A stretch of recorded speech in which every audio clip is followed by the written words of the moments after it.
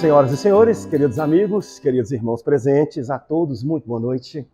Vamos aproveitar essas vibrações que foram produzidas aqui para suplicarmos ainda uma vez ao Divino Mestre Jesus que nos inspire, nos ampare, nos proteja e nos conduza. Que a divina graça da sua presença em nossas vidas seja sentida em todo pensamento, todo desejo, todo gesto e toda a intenção, como também expressa em toda palavra, e que assim seja. Meus irmãos, a evolução e a atualização daquilo que nós somos não é o resultado daquilo que porventura nós recebemos ou venhamos a receber, ainda que não pareça no primeiro momento, mas não é sempre assim. O primeiro momento é o momento da ilusão, o momento do primeiro exercício, que vem por compulsão externa. Nós somos provocados pelo meio ambiente e, na medida em que nós interagimos, vamos tirando disso algum conhecimento e alguma experiência, para depois, mais profundamente, mais enriquecidos, nós concluirmos melhor. Não foi o que aconteceu comigo que resolveu minha problemática evolutiva, foi como eu reagi perante tudo aquilo que me foi proporcionado pela circunstância, pelo local, pela encarnação, pela dimensão, pelo orbe, etc. Porque o Pai, quando manifestou-se em nós, não fez mais ou menos. Ele não faz nada mais ou menos nunca. Por que faria isso no espírito, que é o princípio inteligente do universo, que é a alma da sua alma, que é a sua própria quintessência, substância da sua substância, qualidade exata, pura e perfeita da sua absoluta qualidade, absolutamente pura e absolutamente perfeita?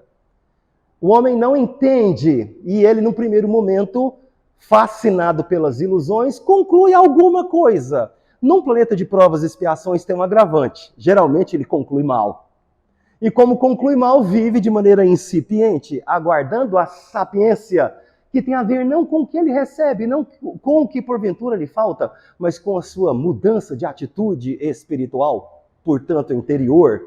O homem tem que olhar para essas coisas e ressignificar todas as suas experiências. Por isso lhe foi dada a encarnação. Poderíamos dizer, em outros termos mais simples, o seguinte sentido: vai lá, volta para a tridimensionalidade densa, e experimenta novamente a visão tridimensional da minha obra infinita, num corpo baseado em carbono, quase todo ele feito de água.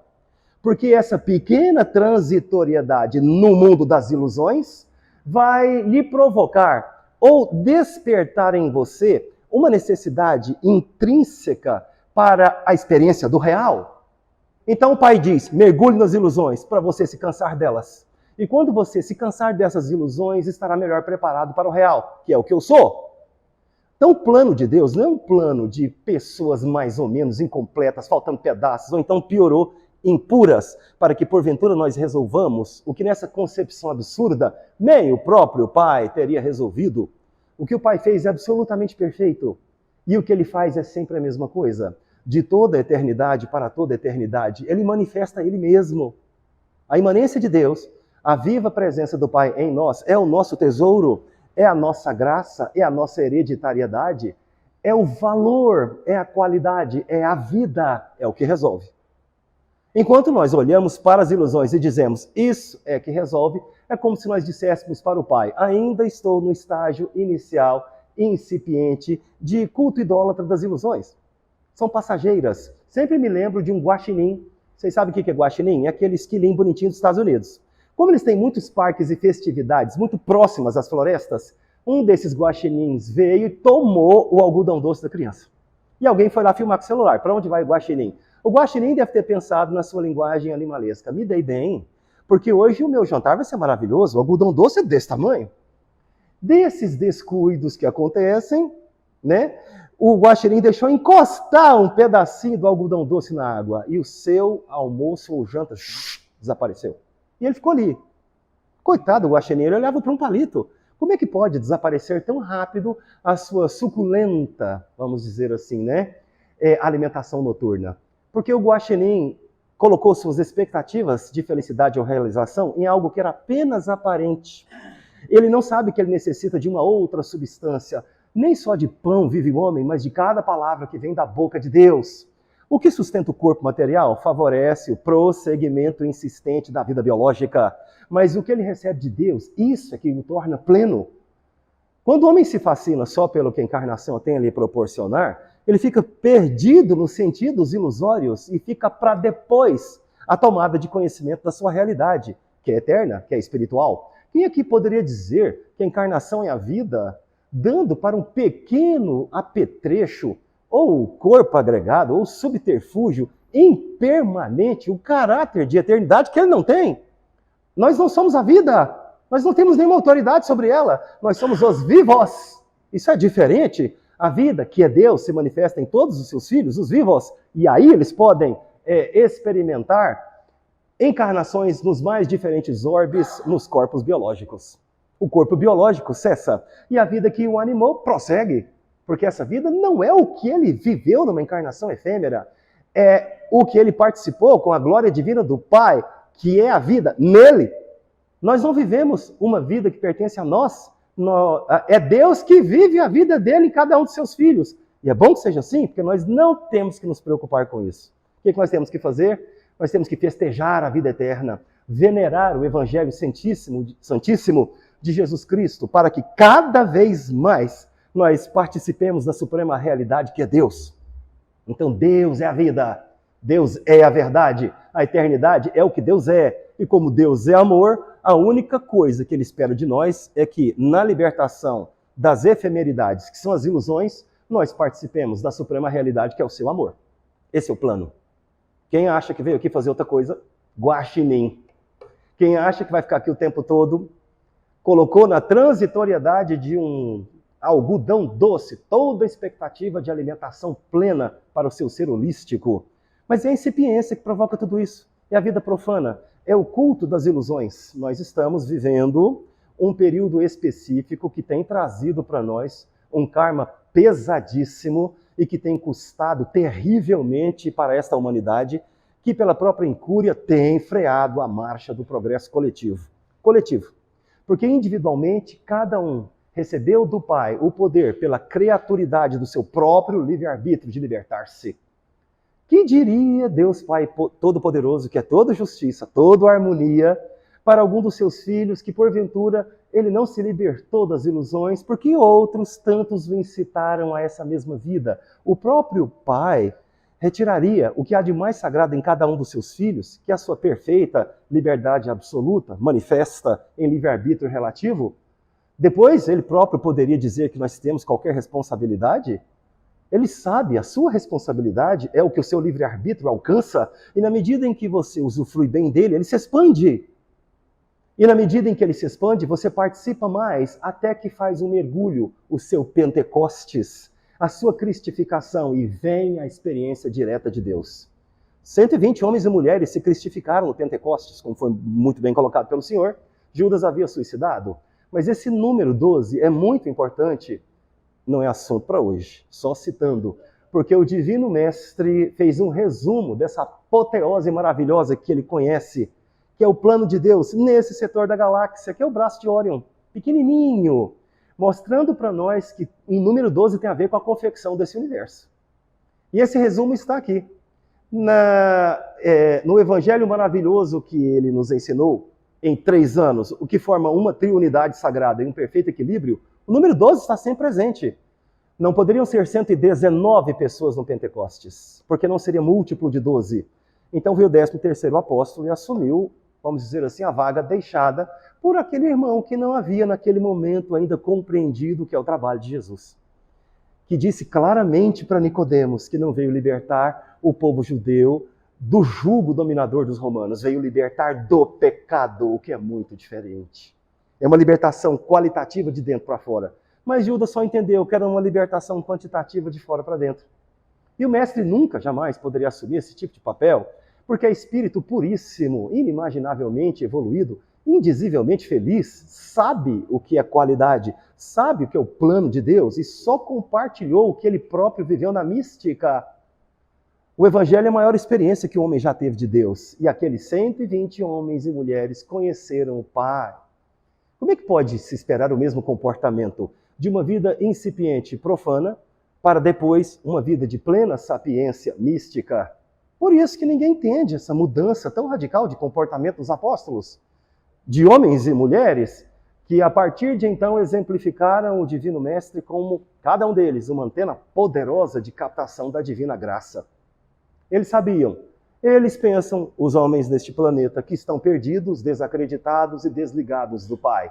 E o Mestre vem dizer que o plano não é esse e que esse desligamento não é da vontade do Pai, o que equivale a dizer que é impossível. E o Mestre vem dizer para o homem, se reconecte com o grande plano, queira participar. Não existe valor superior a esse. Não existe experiência mais elevada. Não existe tesouro que nem de longe, em hipótese alguma, possa se comparar com essa divina consciência e essa cristificação. Entretanto, os exilados de Capela, predominantemente, não cabendo mais no seu orbe, na constelação do cocheiro, aqui aportaram, como diz Emmanuel, na obra Caminho da Luz há muitos milhares de anos. Agora nós sabemos até quantos milhares de anos são esses. Mas eu tenho que deixar umas coisas por dizer para depois, senão vocês não ficam curiosos. E aí nós não vamos ter assunto para a próxima. Então eu só vou falar essas coisas quando nós formos tratar do assunto transição planetária. Talvez uma próxima oportunidade. O que nos importa dizer? Os que aportaram aqui encontraram alguns povos originários do planeta. E eles quiseram transferir suas grosserias e mazelas para eles. Uma delas, a escravização desses povos. Quando chegou na civilização atual, que tem no máximo 13 mil anos, essa herança atávica, desnecessária, grosseira, se traduziu no comportamento profano, no restabelecimento do progresso após a submersão de um grande continente que deu fim a uma civilização que já passou. E entre esse cabedal de iniquidades está a entrega à paixão sem controle, que a rigor hebeta a nossa consciência e nos enlouquece a curto prazo. Os trácios, antes da bacanalha dos gregos, já se entregavam novamente a essa completa devassidão, desregramento dos sentidos, conspurcação da função sexual. E eles se permitiam invariavelmente, sem datas específicas.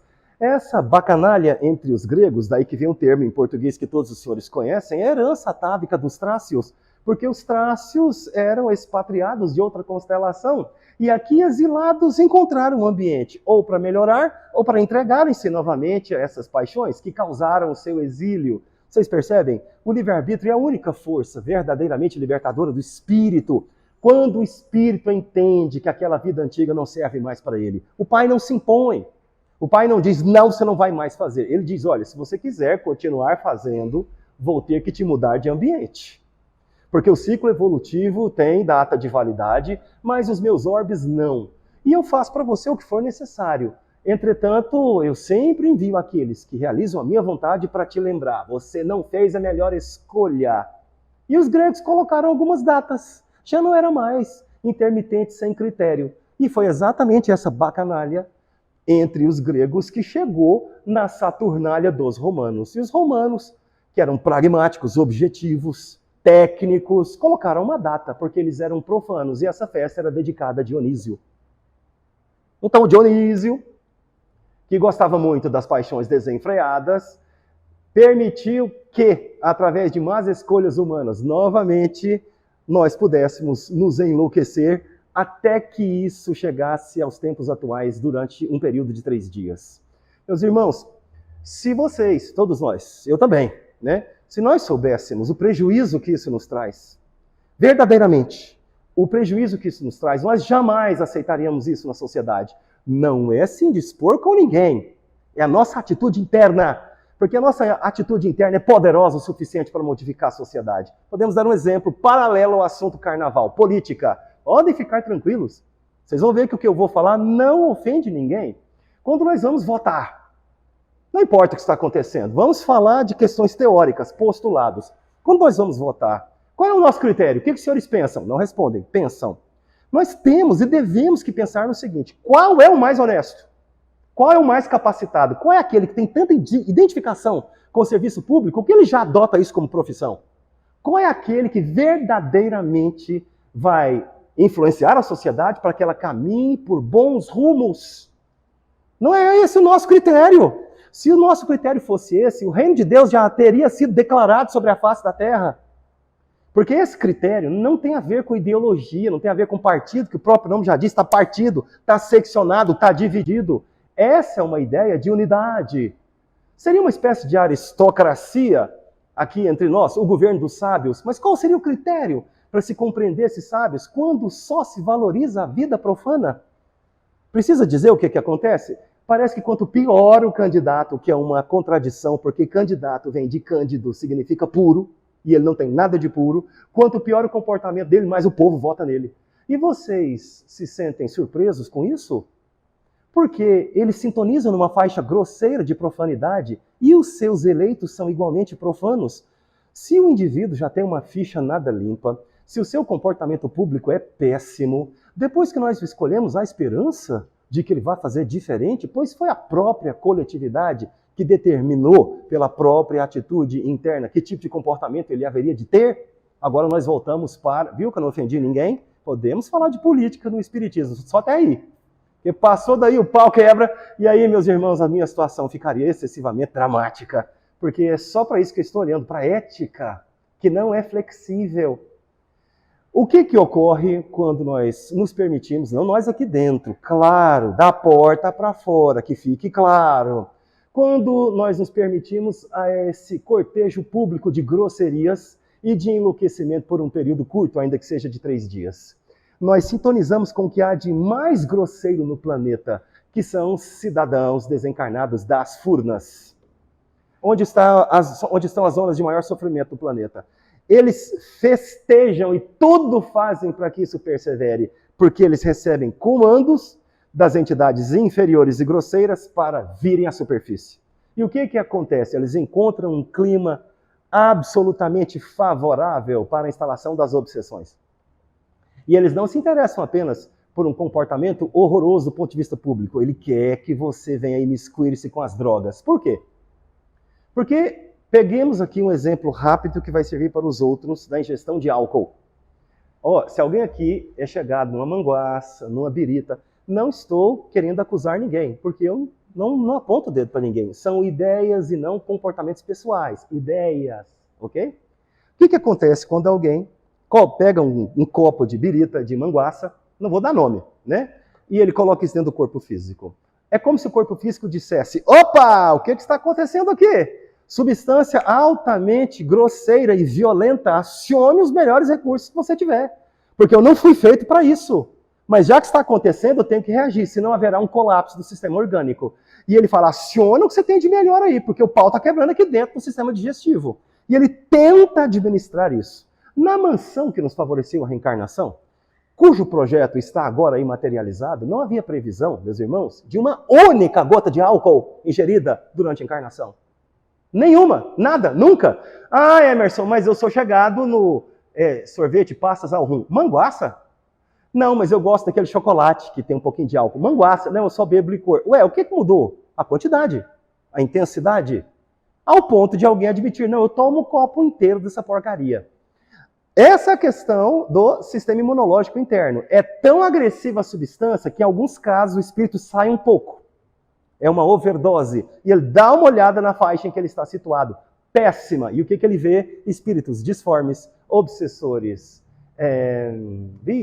Situação dramática. Porque a faixa a qual ele se permitiu. Depois ele volta para o corpo físico e fala, cacetada, eu vi um bichão, eu vi um monstrão, viu mesmo. E é o que ele consegue reter no corpo físico depois do atentado ao qual ele se permitiu. Do ponto de vista dos obsessores é diferente. Ele sabe que quando alguém gera esse tipo de substância, a primeira reação que ele provoca é uma queda abrupta da vibração predominante. Então o que ele mais quer é que essa vibração caia, porque na medida em que isso ocorre, mais ele consegue se comunicar com o obsediado. Agora voltemos para o carnaval. Carne nada vale. É o verbete que gerou essa palavra. Da onde vem, os senhores já sabem. A causa também tem a ver com outro orbe, que trouxe para cá essas grosserias, e é lógico que isso foi permitido para acelerar a marcha do progresso. Na medida em que nós somos expostos àquilo que não nos é conveniente, fica mais fácil optar pelo que é conveniente. Mas as inconveniências, que são as tensões ou tentações, são sempre multiplicadas num orbe que tem sido de provas e expiações. Porque quando eles vêm e começam a imiscuir-se com aqueles que se permitem esse tipo de atitude, que não é nada boa, começa a contaminar a vibração do próprio karma coletivo do país. E quando nós elegemos quem nós não deveríamos eleger, porque o que nos é conveniente é bem diferente, nós como que puxamos a nossa libertação um pouco para trás. Nós fomos feitos para voar para Deus, não caminhar lentamente para Deus. E mesmo caminhando lentamente, ainda colocamos bolas de chumbo nos pés. Qual deve ser a nossa atitude perante tudo isso que acontece? Na medida em que alguns se permitem, sem eu julgar ninguém, se permitem participar disso e complicar ainda mais o nosso país, num momento tão delicado, eu me resguardo, eu terei atividades diferentes. Para quem gosta, eu vou para o Congresso Espírita. Se não gosta, vou assistir uma coisa boa na televisão. Se também gosta, vou meditar. Vou melhorar a psicosfera ou a grade energética predominante no planeta. E eu digo de mim para comigo mesmo, sem julgar ninguém, sem jamais me indispor com quem quer que seja, mesmo que esteja acontecendo ao nosso lado. Para mim isso não serve. Não quero participar de nada disso. Aprendi no Espiritismo que é muito interessante eu não permitir uma única substância, vamos dizer, inconveniente para o meu sistema como um todo. Não só o fisiológico, mas o energético. Eu sempre pensei que eu fosse de exatas. No segundo grau, agora ensino médio, eu escolhi exatas, porque eu era um absoluto ignorante de mim mesmo. Aí eu pensei, eu sou de humanas, conheci o Espiritismo.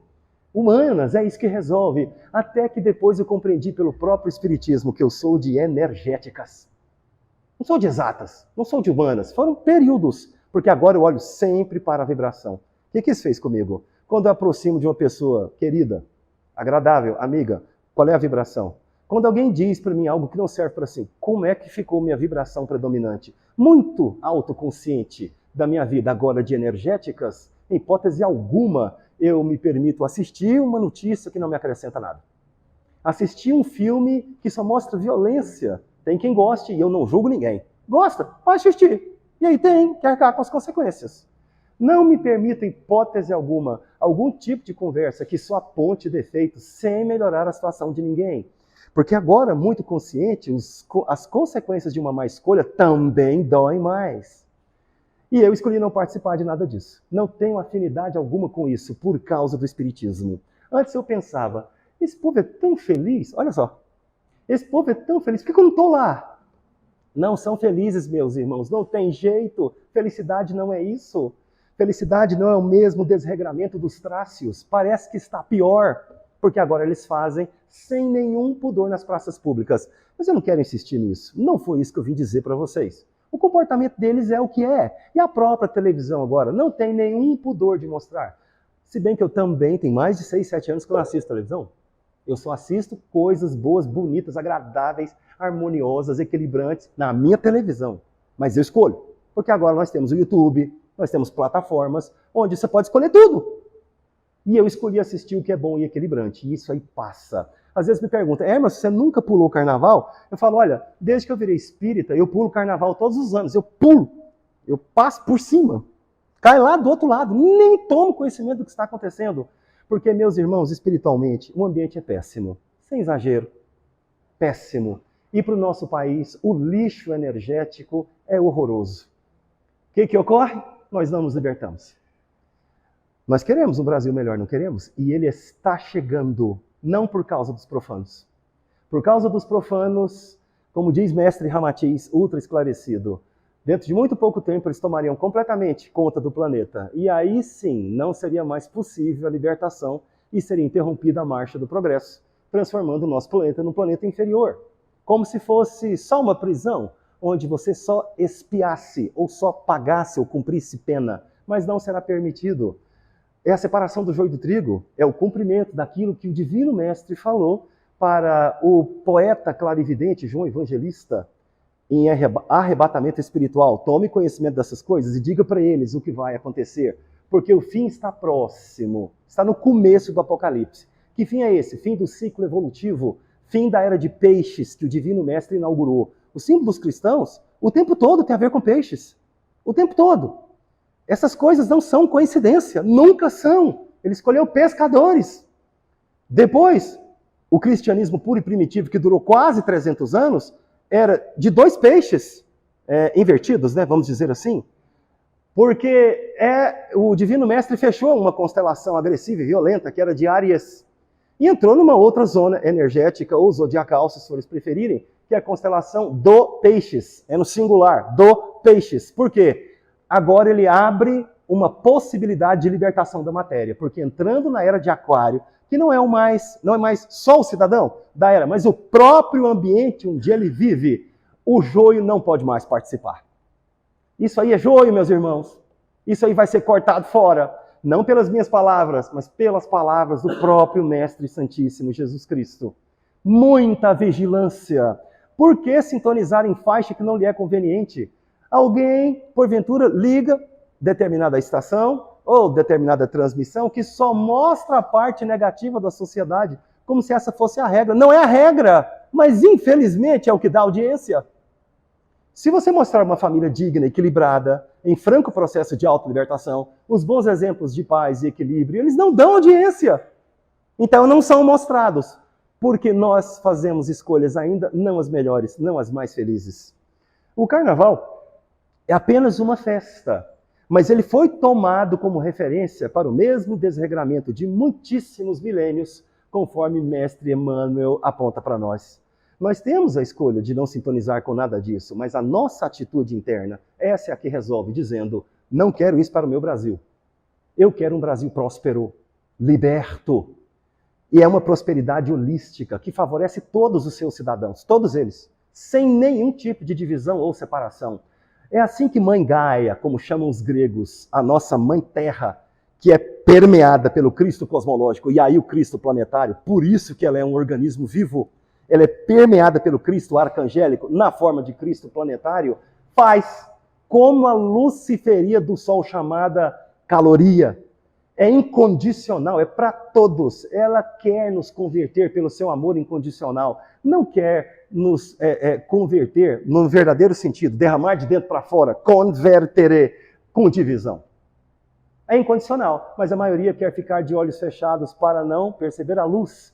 A maioria se faz surdo para não ouvir as palavras do Mestre Santíssimo, poderosamente ecoando através de todos os séculos e séculos, chegando até o fechamento do ciclo evolutivo. Então as coisas aparentemente vão piorar, mas não pense assim, porque é exatamente o que Allan Kardec disse na Lei de Destruição para acelerar a marcha do progresso. Nossas sintonias definem o que nós somos, porque a sua atitude interna é uma atitude divina. Se você faz más escolhas, essa atitude divina fica hebetada, mas ao mesmo tempo em que você faz boas escolhas, ela se revela. E ela se revela na plenitude da glória que nos pertence, quando a nossa atitude é de fé incondicional e de amorosidade. O amor é a lei de Deus, porque Deus é amor. Quando nós nos afastamos dele, é do seu amor que nós estamos nos afastando. Nós temos que aprender a viver. E viver é atitude, sabedoria e responsabilidade, para que comece a brotar na intimidade do nosso ser o perfeito senso de responsabilidade. Sem a responsabilidade real da experiência da mística, sem o nosso Pentecostes, pela nossa própria criaturidade, não há felicidade. Felicidade não é o que os nervos no corpo físico podem nos proporcionar, são sensações. E quando elas são grosseiras, o próprio corpo físico começa a dar sinais de que ele não vai aguentar mais. Eu sou professor de inglês. Tem um ditado em inglês que diz o seguinte: If pleasure remains, does it remain a pleasure? Se o prazer permanece, será que permanece um prazer? Muita sabedoria há nessa passagem, porque o próprio corpo físico diz: prazer e dor são experiências análogas. Tem a ver apenas com o grau de suportabilidade dos nervos do corpo físico. Não há prazer que não se transforme em dor. Não há dor que não se transforme em prazer. É uma questão de intensidade, experiência, é uma questão pura e simplesmente de vibração desses nervos. Como Deus é amor, tudo que nós queremos, saibamos disso ou não, é participarmos do amor dele, que é indizível. Olhos não viram, ouvidos não ouviram, nem nunca jamais entrou em coração humano. O Pai reserva essa experiência para aqueles que querem participar, porque o amor é a lei de Deus. Viveis para que aprendais a amar, amais para que aprendais a viver. Nenhuma outra lição é exigida do homem. Façamos boas escolhas, participemos com Deus, para o despertar da plenitude da glória que nos pertence. Somos filhos de Deus. Muita paz a todos os senhores. Deus os abençoe.